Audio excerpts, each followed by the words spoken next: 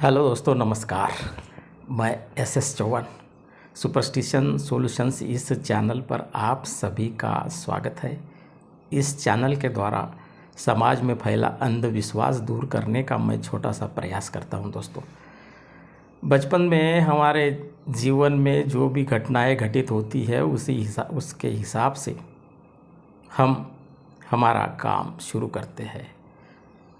संत कबीर ने कहा था कि आया था किस काम से, सोया चादर तान, सूरत संभाल ले गाफिले अपने आप पहचान। इसलिए हमने अच्छा काम करने के लिए अपने आप को पहचानना चाहिए, क्योंकि हर व्यक्ति एक कलाकार होता है। नागपुर के उमेश बाबू चौबे अनीस के कार्यकर्ता उनको बाबूजी कहते हैं। इनका जन्म 17 अप्रैल 1933 में हुआ था और उनकी मृत्यु 8 अगस्त के रात में 11:30 बजे हुई 2018 में। लगभग वे 85 साल जीवित रहे। सक्रियता से काम करते थे। बचपन से उनके अंदर एक तर्क शक्ति थी। ढोंग, पाखंड, अत्याचार, दुराचार, अंधविश्वास, इनको समाप्त करने का उन्होंने संकल्प ले लिया था दोस्तों, क्योंकि उनका यह मानना था कि समाज में फैले ये जो ढोंगी लोग हैं, पाखंडी लोग हैं, ठग लोग हैं, महाठग लोग हैं, लोगों को बेवकूफ़ बनाते हैं, अपने भक्तों के ऊपर अत्याचार करते हैं, इनका हमने भंडाफोड़ करना चाहिए। जब वे शालेय जीवन में थे तब एक बहरूपी पेट में आर पार तलवार खुपसने का, डालने का प्रयोग करता था। तलवार 2 टुकड़ों में थी। सामने से एक टुकड़ा लगाते थे और पीछे से एक टुकड़ा, उसके ऊपर बकरे का खून लगाकर वो ऐसे दर्शाता था कि तलवार आर पार उसके पेट से निकल चुकी है और वो आसानी से चलता था। तर्कशील उमेश बाबू चौबे जी को ये बात हजम नहीं हुई और उन्होंने सोचा, तर्क किया कि सचमुच में पेट में से तलवार आर पार निकलने के बाद में आदमी आसानी से इस प्रकार से कैसे चल सकता है। फिर उसका उन्होंने भंडाफोड़ किया। अपने दोस्तों को कहा कि अब देखिए इसकी पोल खोल करेंगे दोस्त, और वो गए वहाँ पे। सामने का हिस्सा एक लड़के ने खींचा, पीछे का हिस्सा दूसरे लड़के ने खिसक लिया, मतलब खींच लिया। तलवार के 2 टुकड़े दिखाई दिए और उसका भंडाफोड़ हो गया। इसी प्रकार से ढोंग पाखंड से मुक्ति यही है देशभक्ति, ऐसा उनका मानना था। अंधविश्वास को जब तक के हम दूर नहीं करेंगे तब तक के समाज का विकास होना असंभव है दोस्तों, ऐसा उनका कहना था। वो यह भी कहते थे कि धर्म के नाम पर अलग अलग प्रकार के कपड़े पहनकर, हरा, नीला, भगवा, सफ़ेद और तिलक लगाकर लोग भक्तों को बेवकूफ़ बनाते हैं, ऊंची ऊंची बातें करते हैं, शोभा यात्रा निकालते हैं, सामने महिलाएं रहती है कलश लेकर के, और ये आसनस्त हो जाते हैं ये ढोंग करने वाले लोग, ठग लोग, पाखंडी लोग। 5 स्टार में अपना जीवन बिताते हैं। समाज में जो अंधविश्वास फैलाने का काम है ये लोग करते हैं। इनको समाज को सुधारने की कोई भी ज़रूरत नहीं लगती, क्योंकि ये तो हीरो बनते हैं और आगे जाते हैं। इसके ऊपर इन्होंने जगह जगह पर घूमकर प्रबोधन किया। उनके साथ में हमेशा हरीश देशमुख जी रहते थे, आभा अनीस के राष्ट्रीय महासचिव। जहाँ भी ऐसी घटनाएं घटित होती है, कोई भी बाबा पाखंडी ज्योतिषी आता है, उनका ये लोग भंडाफोड़ करते हैं। बहुत से लोग तो कहते थे कि आत्मा पुनर्जन्म की बातें करते थे, लेकिन उमेश बाबू चौबे जी का कहना था कि एक बार अंडे से यदि हम लोगों ने आमलेट बना लिया तो फिर से अंडा कैसे बन सकता है। ये ढोंगी पाखंडी बाबा लोग क्या करते हैं, मकड़ी का जाल बुनते हैं, उसमें अपने शिकार को फंसाते हैं और बेवकूफ़ बनाते रहते हैं। ऐसी बहुत सी घटनाएं उन्होंने अपने इस किताब में लिखी है। पोल खोल नाम की एक किताब है उनकी। भूतपूर्व मंत्री साहित्यकार, उनका नाम है राम मनोहर त्रिपाठी जी, ने उमेश बाबू चौबे जी के बारे में कहा था कि ये तो नागपुर की मशाल है, जलती हुई मशाल, अंधेरे को, पाखंड को, ढोंग को दूर करने वाली मशाल। सचमुच में वो मशाल ही थी जो अंधकार को दूर करना चाहती थी। अंधकार किसका? अंधविश्वास का अंधकार, ढोंग पाखंड करने वाले लोगों को भगाने वाली मशाल थी उमेश बाबू चौबे जी। उनको अनीस के सभी कार्यकर्ता बाबूजी के नाम से आदर युक्त पहचान देते हैं। वो आखिरी तक उन्होंने सक्रियता से काम किया और हरीश बाबू देशमुख कहते हैं कि बाबूजी हमेशा अपने कार्यकर्ताओं को कहते थे कि तुम डरो मत और किसी को डराओ भी मत, क्योंकि इन्होंने कभी किसी को डराया नहीं, कभी डरे नहीं। कोई भी बाबा यदि पाखंड करता है, बाबा का अर्थ सभी धर्मों के जो ढोंगी पाखंडी लोग हैं उनका भंडाफोड़ करना, उनकी पोल खोल करने का कार्य उमेश बाबू चौबे और उनकी टीम ने किया। नागपुर को पोल खोल शहर का नाम दिया जाता है क्योंकि उमेश बाबू चौबे और उनके टीम ने ही वहाँ पे ढोंगी पाखंडी लोगों का भंडाफोड़ किया, उनको नागपुर के बाहर भगा दिया।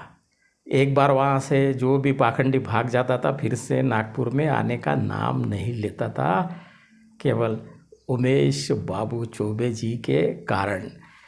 Simple living and high thinking कैसी हो तो उमेश बाबू चौबे जैसी हो। 1982 में अखिल भारतीय अंधश्रद्धा निर्मूलन समिति की स्थापना हुई। उसके 10 साल पहले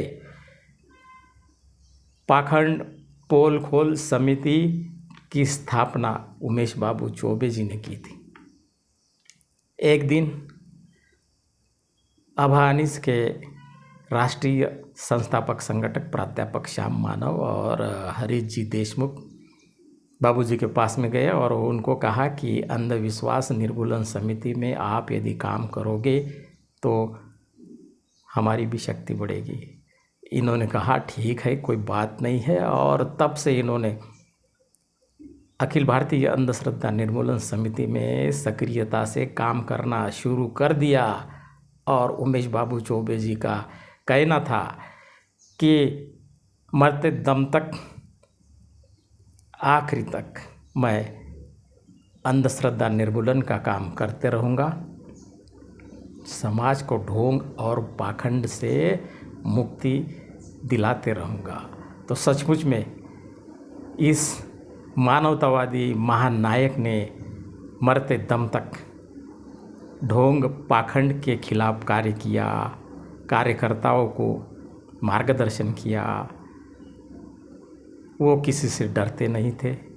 उनके ऊपर अनेक बार दबाव आए, धमकी भरे फ़ोन आए, वो बिल्कुल नहीं डरे। उनकी लोकप्रियता इतनी बढ़ गई थी दोस्तों, और आज भी है। उनका नाम लेने के बाद सब सोचने लगते थे कि ये एक ईमानदार वरिष्ठ पत्रकार है, सामाजिक कार्यकर्ता है। अत्याचार, दुराचार और गलत काम करने वाले ढोंगी, पाखंडी, ठग, महाठग लोगों के खिलाफ संघर्ष करता है। उनके कामों के द्वारा सभी कार्यकर्ता बहुत ही सक्रियता से काम कर रहे हैं। मध्य भारत में अंधश्रद्धा निर्मूलन का काम आज भी जोरों से चल रहा है दोस्तों। वो जहाँ भी जाते थे लोगों को कहते थे कि आपके ऊपर यदि अत्याचार होता है, आपको यदि कोई तकलीफ़ देता है, किसी भी प्रकार की तकलीफ़ हो, आप मुझे फ़ोन कीजिए। फ़ोन करने के बाद तुरंत वो वहाँ पर जाते थे। कई बाबाओं का उन्होंने भंडाफोड़ किया, कई बाबा उनके नाम को सुनकर भाग जाते थे। ऐसे ये उभरते हुए तर्कशील तर्कशास्त्री थे। ऐसे लोगों की दुनिया में आज बहुत कमी है दोस्तों, क्योंकि आज का ज़माना बस अपने स्वार्थ में बिजी है। कुछ अच्छा काम करने वाले हैं, लेकिन हीरे के समान चमकने वाले, अंधविश्वास को दूर करने वाले, सभी को साथ में लेकर चलने वाले मानवतावादी प्रकाशमान हीरो थे उमेश बाबू चौबे। उनके कार्यों को प्रणाम करना चाहिए, क्योंकि आज समाज में धर्म के नाम पर, ईश्वर के नाम पर लोगों को बेवकूफ़ बनाया जाता है। अंधविश्वास के कारण खून खराबा, झगड़े होते हैं, लेकिन बहुत से लोग देखते रह जाते हैं। ये जो ठग लोग हैं, इनका कोई बिगाड़ नहीं सकता, ऐसा उनको लगता है, क्योंकि उनका दबाव रहता है समाज के ऊपर। सरकार भी विशेष रूप से उनके तरफ ध्यान देने में पीछे रह जाती है। इसलिए सक्रियता से सभी ने काम करना चाहिए, जागरूक होकर काम करना चाहिए। अपने आप दुनिया में कुछ भी नहीं होता है, डर के आगे जीत है। ये पाखंडी लोग सिर्फ दिखावा करते हैं, लोगों को बेवकूफ़ बनाते हैं, मीठी मीठी बातें करते हैं, महिलाओं के ऊपर इनकी तिरछी नज़र होती है, इनके अंदर किसी भी प्रकार की शक्ति नहीं होती है, इनको कुछ भी नहीं आता है, सिर्फ काल्पनिक बातें करते रहते हैं, पैसा इकट्ठा करते रहते हैं।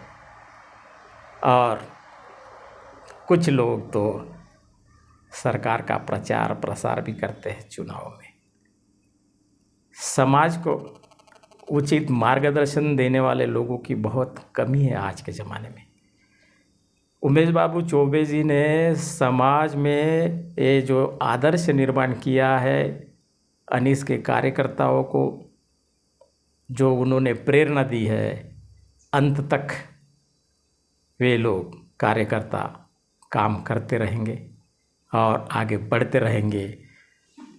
अंत में मैं यही कहना चाहूँगा, और उसके पहले आपको यह बता देता हूँ दोस्तों कि आप देख तो लेते हो, लेकिन बहुत से लोग दोस्त ऐसे हैं जो सब्सक्राइब करना भूल जाते हैं। सत्य घटना के लिए मेरे चैनल को सब्सक्राइब कीजिए, अभी वीडियो को लाइक कीजिए, यदि पसंद आया तो शेयर कीजिए। ढोंग और पाखंड से समाज को मुक्ति दिलाने में हमारी मदद कीजिए। किसी शायर ने कहा था, पलक को जिद है बिजलियाँ गिराने की। पलक मतलब आसमान, पलक को जिद है बिजलियाँ गिराने की, और मेरी जिद है वहीं आसिया बनाने की। इस प्रकार से उमेश बाबू चौबे उर्फ बाबूजी ने मानवता के लिए कार्य किया। जब तक सूरज चांद रहेगा, बाबूजी का नाम रहेगा। ऐसा ही मुझे कहना होगा। नागपुर के हीरे थे वो चाहते तो अमीर आदमी बन सकते थे, राजनीति में नंबर 1 बन कर के बहुत पैसा धन संपत्ति कमा सकते थे, लेकिन उन्होंने वैसा नहीं किया। Simple living and high thinking दिखाए उन्होंने, गरीबों के लिए काम किया। साधारण व्यक्ति बनकर उन्होंने काम किया। पूरे समाज की तरफ से उनको फिर से प्रणाम करता हूँ। और ऐसी ही रोचक जानकारी, सत्य जानकारी के लिए फिर से और मिलूँगा। तब तक के लिए नमस्कार।